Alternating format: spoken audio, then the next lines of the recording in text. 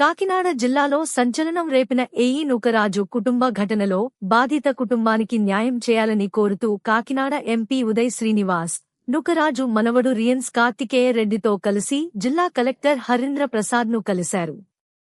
ఈ సందర్భంగా ఎంపీ ఉదయ్ శ్రీనివాస్ మాట్లాడుతూ సాదిక్ ఖాన్ కారణంగానే కుటుంబం తీవ్ర విషాదంలో పడిందని ఆరోపించారు.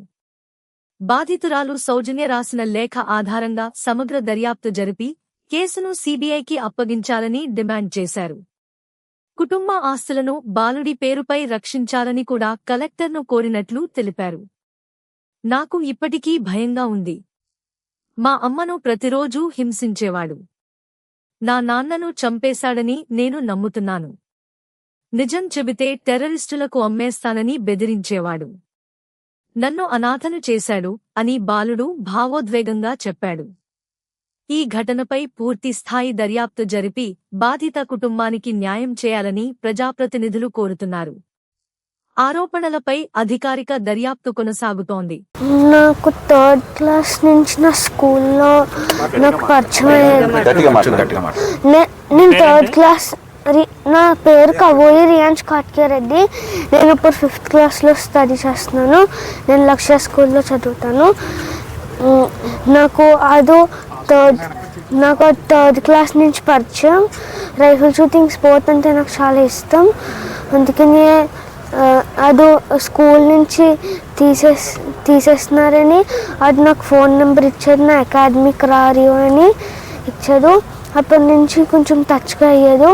అప్పటి నుంచి మమ్మీని చాలా కొత్తదం అది స్టార్ట్ చేసేది. అప్పటి నుంచి నాకు చాలా భయం వేసింది. అదేమన్నాదో, నువ్వు ఎవరికైనా చెప్పినా టెర్రరిస్ట్కి ఇచ్చేస్తాను, అందరినీ నువ్వు ఇంకెవరికి చెప్పొద్దు అని అన్నాడు. నాకు చాలా ఇప్పుడు కూడా నాకు చాలా బాధగా ఉంది. అది చాలా పెద్ద పనిష్మెంట్ రావాలి. నాకైతే మమ్మీ రోజు కొట్టేవాళ్ళు. మమ్మీ చాలా ఏడ్చేది. నాకు చాలా బాధగా ఉంది దాని గురించి. ఇంకేదో అసలు వదలతారు. చాలా పెద్ద పనిష్మెంట్ రావాలి. డాడీ ప్రోటీన్ షేక్లో కూడా ఫిజియోథెరపీ సెంటర్ దగ్గర ఏదో కెమికల్ మిక్స్ చేసేసి డాడీని కూడా చంపేసాడు. నా హోల్ ఫ్యామిలీని లోన్ చేసేసాడు. అది చాలా పెద్ద పనిష్మెంట్ ఉండాలి. నాకు చాలా బాధగా ఉంది. అది నీకు అసలు వదులుతారండి.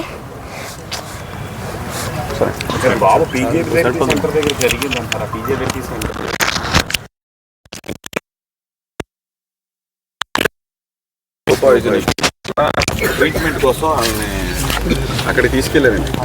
హైదరాబాద్ యాక్షన్ గ్యాస్ట్రంటాలజీ ఏఐజీకి చనిపోయే ముందు రాసిన లేఖలో స్వయంగా చెప్పారు, ముంబై నుంచి కెనడా నుంచి కెమికల్స్ తెప్పించి ఆయన ఫుడ్లో కలపటం, ప్రోటీన్ షేక్స్లో కలపటం, ఇట్లా కలిపి ఆ అబ్బాయిని ఎప్పుడు హెల్దీగా ఉండే అబ్బాయి, వ్యాపారం చేసుకుని కుటుంబాన్ని చక్కగా చూసుకునే ఒక అబ్బాయి, ఎంతో ఆప్యాయతగా పిల్లోడి మీద ప్రేమతో ఉండే ఒక తండ్రి కిరాతకంగా చంపేశాడు. దాంతోపాటు ఆ అమ్మాయిని, వీళ్ళ తల్లిని చిత్రహింసలు పెడుతూ ప్రతిరోజు కొడుతూ, అంటే చనిపోయి అక్కడ హాస్పిటల్లో అడ్మిట్ చేసినప్పుడు కూడా అక్కడికి కూడా వెళ్ళిపోయి మిడ్నైట్ ప్రోటీన్ షేక్లో ఈ కలిపిచ్చారని స్వయాన ఈ అబ్బాయే చెప్తున్నాడు. అలాగా అతన్ని చంపే వరకు కూడా వదిలిపెట్టకుండా చంపేసి తర్వాత ఈ అమ్మాయిని అన్ని విధాలుగా వేధించాడు. మానసికంగా, శారీరకంగా ఉన్న ఆస్తులను అన్నిటిని కూడా తీసేసుకుని, వాళ్ళ ఏదైతే బ్యాంక్కి లింక్ అయి ఉన్న ఫోన్ నెంబర్స్ని తీసేసుకుని, వీళ్ళ తాతయ్యలు అమ్మమ్మల నెంబర్లో బ్యాంకుకి లింక్ అయినవి కూడా తీసేసుకుని, వీళ్ళని వీడియోలు తీసి, వీళ్ళ మదర్ వీడియోలు తీసి బెదిరిస్తూ చిత్రహింసలు పెట్టి చనిపోయే 3 రోజుల ముందు కూడా ఒక గొడ్డును బాదినట్టు బాధేయడని చెప్పి ఆవిడ మొత్తం చచ్చిపోయే ముందు ఆవిడ రాసిన లెటర్లో తెలిసింది. ఈ అబ్బాయిని కూడా చాలా దారుణంగా ఈ అబ్బాయిని పెట్టి కూడా బెదిరించడం, నువ్వు గనక ఎవరి దగ్గరికైనా వెళ్ళి చెప్పేవు అంటే, ఈ అబ్బాయి చెప్పింది, నిన్ను టెర్రరిస్టులకు అమ్మేస్తానన్నాడంట. ఏంటంటే టెర్రరిస్టులకి తీసుకెళ్ళి అమ్మేస్తాను, నాకు మొత్తం అంతా కనెక్షన్స్ ఉన్నాయి, మీరు ఎవరి దగ్గర చెప్పినా సరే నేను నీ కొడుకుని టెర్రరిస్టుల దగ్గరికి అమ్మేస్తాను అని చెప్పి బెదిరించి ఆ సెల్ ఫోన్లో 24 అవర్స్ ట్రాకింగ్లో పెట్టి టోటల్ ఇబ్బంది పెట్టిన తర్వాత ఆవిడ ఆస్తిని వదిలేసుకున్నారు, కుటుంబాన్ని అంటే హస్బెండ్ని వదిలేసుకున్నారు, తర్వాత చిత్రహింసలకు గురయ్యారు, మానసికంగా బాధపడ్డారు, అన్నిటిని తట్టుకున్నారు. కానీ లాస్ట్కి ఆవిడ రాసింది ఏంటంటే, నన్ను నా ధర్మాన్ని హిందుత్వాన్ని మారిపోయి నువ్వు ఇస్లాంకి కన్వర్ట్ అయితే తప్ప నిన్ను వదిలిపెట్టను అన్న దానికి ఆవిడ ఎప్పటి నుంచో చిన్నప్పటి నుంచి గుడికి వెళ్తా మర్యాదపూర్వకంగా పెరిగిన అమ్మాయి అన్నిటికీ వదులుకుంటానికి సిద్ధమైంది. కానీ ఆమె హిందుత్వాన్ని మార్చుకోమంటే మాత్రం తట్టుకోలేక కుటుంబంతో సహా చనిపోవటానికి సిద్ధమయ్యారు. చనిపోయేటప్పుడు ఈ అబ్బాయిని ఎందుకు తీసుకెళ్లారంటే కూడా, బ్రతికుంటే టెర్రరిస్టులకు అమ్మేస్తాడు నా అబ్బాయిని మతం మార్పిడి చేసేస్తాడు, మార్చేసి మారకపోతే టెర్రరిస్టులకు అమ్మేస్తానంటున్నాడు, నా ధర్మాన్ని నేను కాపాడుకోవటం అన్నీ వదులుకున్నాను కానీ నా ధర్మాన్ని నేను వదులుకోను అని చెప్పి నలుగురు చావటానికి సిద్ధమైన తర్వాత ఫస్ట్ ఈ అబ్బాయి వీళ్ళ మదరు దూకారంట. తర్వాత వెళ్ళిన 4 గంటలు తిరుగుతున్నప్పుడు ఈ అబ్బాయి చెప్పింది ఏంటంటే, 4 గంటలు ఎవరో ఒక్క మాట కూడా మాట్లాడుకోలేదంటే, వీడు ట్రాకింగ్ చేస్తున్నాడు ఎక్కడైనా తెలుస్తుందేమో అని చెప్పి. తర్వాత వీళ్ళ అమ్మమ్మ తాతయ్య దూకటంతో దూకిన వెంటనే వాళ్ళు కొట్టుకుపోయారు. వీళ్ళ మదరు కొంచెంసేపు ఈదగలిగారు. ఈ అబ్బాయికి స్విమ్మింగ్ వస్తుంటే లాస్ట్లో అన్నారంట, అమ్మ నువ్వు బ్రతికి ఈదగలిగితే కనుక నీ ఫ్రెండ్స్ ఎవరి దగ్గరికైనా పారిపోవాడు, కంట్లో పడకుండా నా కళ్ళ ముందే నువ్వు చావటం నేను చూడలేకపోతున్నాను అని చెప్పిన తర్వాత 40 నిమిషాలు ఈ కుర్రోడు ఈదుతూ ఉండగా బోట్ వచ్చి ఇతన్ని కాపాడింది. ఈ అబ్బాయి పాపం మాస్క్ వేసుకుంటుందే మీడియాకు కనపడకూడదనో ఏదో లేదు, భయభ్రాంతులకు గురయ్యి నువ్వు ఎక్కడైనా కనిపించినా ఎవరికైనా చెప్పినా నిన్ను టెర్రరిస్టులకు అమ్మేస్తాను, ఏంటంటే టెర్రరిస్టులకు అమ్మేస్తాను అని చెప్పి బెదిరించడం వల్ల ఈ చిన్నపిల్లోడు భయపడ్డాడు. నాకు ఎప్పటి నుంచో అందులో లేఖలో రాశారు, ఎంత నమ్మకం ఉంటే ఎంతమంది ఉన్నా సరే ఈ లెటర్ని ఎంపీ ఉదయ్ గారికి ఎస్పీ గారికి అందజేయవలసిందిగా కోరుతున్నాను అని చెప్పారు. అంటే ఇదంతా ఏంటి అంటే, మా అధినాయకుడు పవన్ కళ్యాణ్ గారు కానీ మేము కానీ సమాజం పట్ల ఎలాగ పనిచేస్తామన్నది వాళ్ళకి తెలుసు కాబట్టి ఆ లేఖలో డైరెక్ట్గా నా పేరు కూడా రాశారు. కానీ నిజంగా ఒక కంట తడిపెట్టేలాంటి ఒక విషయం, టెర్రరిస్టులకు అమ్మేస్తానన్నదే సాధారణంగా వదలకూడదు. ఈరోజు నేను కలెక్టర్ గారి దగ్గరికి వచ్చిన విషయం ఏంటి అంటే, ఈ అబ్బాయి ఆస్తులన్నింటినీ కూడా ఆస్తులన్నింటినీ కూడా కబ్జా చేసి పెట్టుకున్నాడు వాడు. ఆ కబ్జా చేసుకున్న ఆస్తులన్నింటినీ కూడా ఈ అబ్బాయి పేరు మీద వచ్చేటట్టు, అలాగే వీళ్ళ ఫాదర్ ఒక కాంట్రాక్టర్, అందులో రావాల్సిన బిల్లులన్నీ కూడా ఈ అబ్బాయి పేరు మీదకి ఇచ్చేటట్టు, గవర్నమెంట్ ఇవ్వాల్సిన బిల్లులన్నీ కూడా ఈ అబ్బాయికి ఇచ్చేటట్టు, అలాగే సీఎం గారికి డిప్యూటీ సీఎం గారికి కూడా లేఖ రాసి ఈ అబ్బాయికి చదువుకి ఎదుగుదలకి నిజంగా ఆర్థిక సహాయం చేయటానికి కలెక్టర్ గారిని కూడా నాతో పాటు కలెక్టర్ గారిని కూడా చెప్పమనే విధంగా చెప్పడం కోసం, అలాగే వీళ్ళ తాతయ్య ఎలాగా నలుగురిని చనిపోతున్నాం కదా అని చెప్పి ఆయన పేరు మీద ఉన్న ఆస్తులన్నీ కూడా వాళ్ళ చుట్టాలకి విల్లు రాసేశారు. ఆ విల్లులన్నీ కూడా పరీక్షించి దాన్ని మళ్ళీ అబ్బాయికి చెందే విధంగా కూడా చేయమని చెప్పి కలెక్టర్ గారిని కోరటం జరిగింది.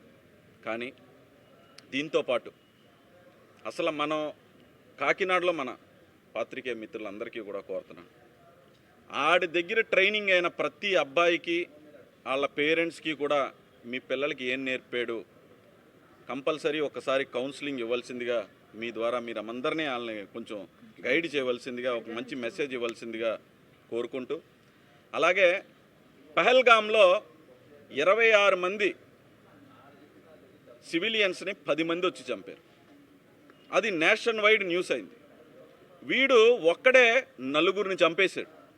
ఆడికన్నా పెద్ద టెర్రరిస్ట్ వీడు టెర్రరిస్టులకు అమ్మటం కాదు. ఇలాంటి ఎదవని, ఇలాంటి పొరంబోకుని ఉరి తీయాలని చెప్పి మనం అందరం కూడా ప్రధానమంత్రి గారికి, హోమ్ మినిస్టర్ గారికి, చీఫ్ జస్టిస్కి రాయవలసిందిగా మనస్ఫూర్తిగా కోరుకుంటున్నాను. ఇలాగే దీంతో పాటు ఈ కేసుని సిబిఐకి అప్పగించి ఏ చిన్న చిన్న వాటికో వీటికో డైవర్ట్ అవ్వకుండా వాళ్ళ పేర్లు వీళ్ళ పేర్లు అది యాడ్ చేయకుండా సిబిఐకి ఇచ్చి డైరెక్ట్గా దీన్ని ఫుల్ ఫ్లెడ్జ్డ్ ఇన్వెస్టిగేషన్ చేసి వీడు పారిపోయాడు అంటే ఢిల్లీలో ఫ్రెండ్స్ దగ్గరికి వాళ్ళెవరు, ఇలాంటి వాళ్ళకి ట్రైనింగ్ ఇచ్చేది ఎవరు, వీళ్ళు అసలు ఎక్కడి నుంచి కనెక్టెడ్ ఉన్నారు, వాడికి వీడికి సంబంధం ఏంటి, ఇలాంటి వాళ్ళు కాకినాడలో ఎంతమంది ఉన్నారో, అసలు ఆంధ్రప్రదేశ్లో ఎంతమంది ఉన్నారో, వీడి ద్వారా ఎంతమంది మోసపోయారు, ఎంతమంది హింసపడ్డారు, ఎంతమంది ఇబ్బంది పడ్డారు, ఎంతమందిని నిజంగా వీడు మతం మార్పిడి చేశాడు అనేది కూడా తెలుసుకోవాల్సిన అవసరం ఉంది. సో దీన్ని నాకు ప్రభుత్వానికి, మా చీఫ్ మినిస్టర్ గారికి, అలాగే డిప్యూటీ సీఎం గారికి కోరుతూ, అలాగే ఈరోజు అమిత్ షా గారికి, ప్రధానమంత్రికి గారికి, చీఫ్ జస్టిస్ గారికి కూడా లేఖ రాయటం జరుగుతుంది. ఇది సామాన్యంగా వదిలేసే విషయం కాదు. మనం ఏదో జరిగింది అని చెప్పి 2 రోజుల్లో దీన్ని మర్చిపోయే విషయం కాదు. దీన్ని ఖచ్చితంగా ప్రతి ఒక్కరూ గుండెని కరిగించే విషయం. ప్రతి ఒక్కరికి, మీ అందరికీ కూడా ఈ ఫుల్ స్టోరీ తెలిస్తే కంపల్సరీగా కంట తడి పెట్టుకుంటారు. అన్ని చిత్రహింసలు, ఈ అబ్బాయిని పెడతాం, వీళ్ళ కుటుంబాలను పెడతాం, చంపేయటం అంటే సాధారణ విషయం కాదు.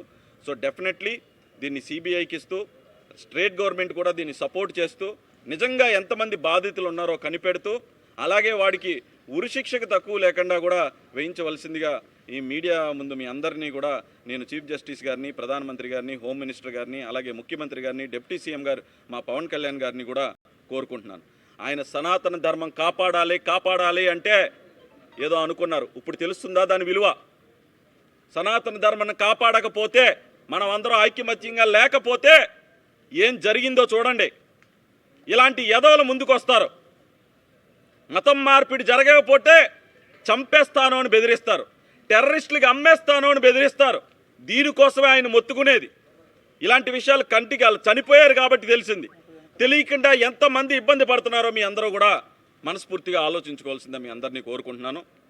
సో ఈ అబ్బాయి కూడా నువ్వేం భయపడకో, నీకు నేనున్నాను, మన పవన్ కళ్యాణ్ గారు ఉన్నారు, సీఎం గారు ఉన్నారు, పిఎం గారు ఉన్నారు, నీ వెనక మా నాయకులు అందరూ ఉన్నారు, గవర్నమెంట్ ఉంది, మీడియా ఉంది, అందరూ ఉన్నారు, ఏం కాదమ్మా నీకు, నువ్వు భయపడకో అని చెప్పి నేను ఈరోజు ఇక్కడికి తీసుకొచ్చాను.